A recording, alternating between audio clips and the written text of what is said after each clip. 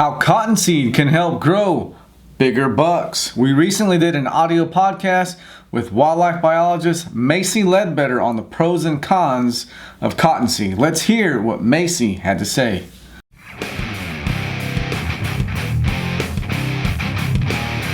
You are listening to the Wild Buck Podcast, home of the best deer, exotic, and big game hunting throughout Texas, the U.S., and Mexico. Let's jump right in.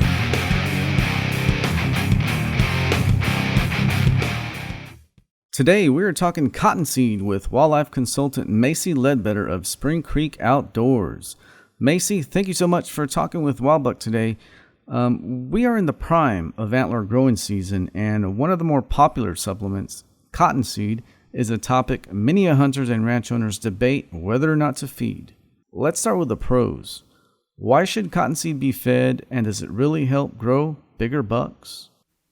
That's a great question, Carlos, and I get that question all the time as a consulting biologist, and people are always looking for the next best thing or something in addition to, the standard O protein feed. And cottonseed does help fill that gap. It's very, very digestible. Deer, once they learn to eat it, they love it. There's a little bit of a trial and error where, they have to understand that you can eat this white fluffy stuff as opposed to eating corn or a pellet, but once they recognize that, hey, this stuff is actually good and good for me, they eat the fire out of it. So it requires a little bit of a different feeder design. It does require fencing off, from your cattle, your livestock, that kind of stuff. But it is a very digestible, very nutritious supplement that really does help deer. Really adds a lot of weight to them. It's high in protein and all that stuff, but it's also, because it's digestible, it's got the oils in the cottonseed itself. It helps their coat, and it really puts a lot of fat on those bodies.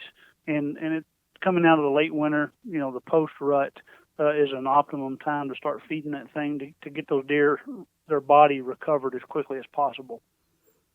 Okay, now there are some cons to cottonseed. What should hunters and ranchers be aware of when feeding cottonseed? Well, there are a couple of cons, and one of them is, the logistics. You pretty much cannot get cottonseed statewide. It's, you got to be around a cotton gin factory to save money. That's a big one, so if you're somewhere in, 200 or 300 miles away, it's going to cost you more for shipping and delivery.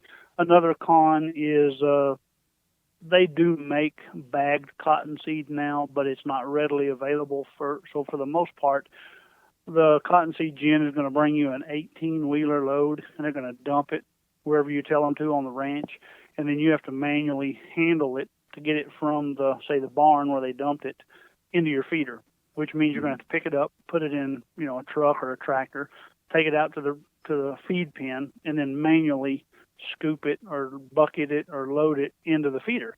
So you're going to have to handle it at least 2 and maybe 3 times. So the cost savings, whether it be a per ton or however you want to buy it, it is cheaper on the face value than a ton of feed. However, what is your time and your energy and your labor worth? And then, of course, the big one that people talk about is gossypol. Gossypol is basically a compound found in the oil from the whole seed cottonseed, and it will kill live sperm. Now, it's not instantaneous. This thing has to build up over time, but you can neuter, you can sterilize your bucks because the gossypol does kill live sperm. So there's a little bit of some timing and some tricks to feeding cottonseed. And for example, you might want to feed it, say, from January or February all the way to about August, and then stop. Quit filling your feeders. That gossypol has built up all spring and summer long into their body. Well, a deer that does not have hard antler, a deer that's growing antlers, he's in velvet, he's sterile anyway. He has no live sperm. If you've ever seen a buck, like right now, his testicles are tight up against his body.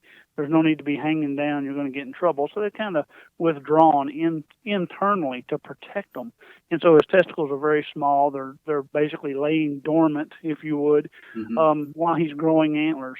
And so his body is taking on this gossypol that we know kills live sperm. However, the buck has no live sperm to be killed. So no harm, no foul. Now about August, maybe as late as September, you let those feeders run dry, you don't refill them, and it takes about 30 to 45 days for that gossypol to clear his system. Well, then that's about the time the buck starts rubbing, his antlers get hard, he starts rubbing the velvet off, and you'll notice his testicles descend from his body, and they start to engorge. Now we're producing live sperm. So a buck that has hard antler has live sperm. A buck that has growing antler is sterile. And so as long as you feed cottonseed during those sterile time frames and allow 30 to 45 days before the rut, then it's not a problem. But if you forget, you'll be reminded with a very poor fawn crop. And I have seen it several times.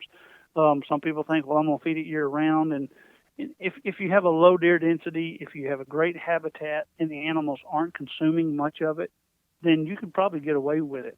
But again, once they learn to eat cottonseed, they love it.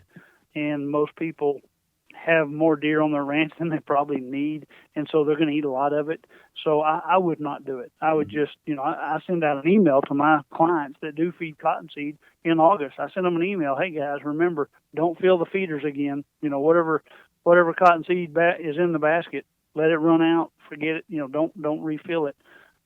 Just as a friendly reminder, because I have seen ranches with a 0% fawn crop, and that's no good. Wow, very interesting. As with all nutrition and supplements, there is a cost. Now, why feed both cottonseed and protein pellets? Why not just one or the other?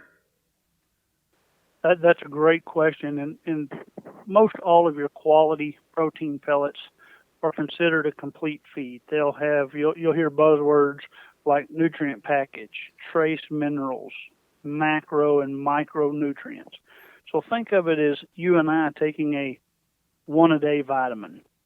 All of the little minerals that we require every day is in that tiny little bitty vitamin that you take every day. And that's for organ health and bone health and that kind of stuff. Has all the littles and the big vitamins that you may not get through your processed foods. And, we as humans are processing the heck out of our foods more and more and more. So a lot of times we're getting less and less nutrition. So the vitamins are a great idea for you and I. And that's what the protein pellet is. It obviously is protein, 17, 18, 20% protein. However, it has all of that little one-a-day vitamins, the minerals, all of the little things that a deer needs for long bone growth, maybe heart health, maybe body core temperature regulation, that kind of stuff, the little bitty things. So most everybody gets caught up in protein feed. All they want to talk about is percent protein. And that certainly has some important arguments there, but it's not the protein that the pellet's bringing to your deer. It's the macro and the micro nutrients, it's the vitamins, it's what they call the trace minerals. Whereas the cottonseed does not have that much of the trace minerals. It is high in protein, it's very high in digestibility, it has the oils, it has all the stuff that we've already mentioned, but it does not have a mineral package, manganese, calcium, phosphorus, zinc, copper, salt. It doesn't have that kind of stuff, and that's where your protein pellet comes in. So they work really well in coordination or in tandem with each other because one of them basically complements the other. If someone is interested in starting a cottonseed program, when is the best time of the year to start feeding it, and how should it be introduced? I recommend feeding it in the wintertime when that animal is stressed nutritionally. Both, your native habitat for the most part is defoliated. There's not a whole lot to eat in the pasture before spring green up. And then obviously he's coming out of the rut, so he's nutritionally stressed, he's physically stressed. And so when you introduce a new food, he's more likely to try it because there's not a whole lot of other options at the time. So that means January and February. I like to use that V wire or horse panel wire. The wire mesh is shaped like the letter V. Right. Or you could use like a 2-inch by 4-inch rectangle wire. Only needs 6 foot length of it. I like it to be 4 or 5 feet tall, but you only need about 6 foot length of it and 1 T-post. And you drive the T-post in the ground and you tie one end of that V wire to the T-post, and then you make a cylinder or a loop and you tie it back to that very same T-post.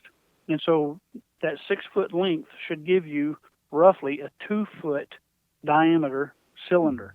And so it's, say, 5 foot tall, and it's 2 foot across, and it's got 1 T-post driven into the ground. And now that basket won't fall over should the wind blow or the deer rub on it with their antlers or push on it.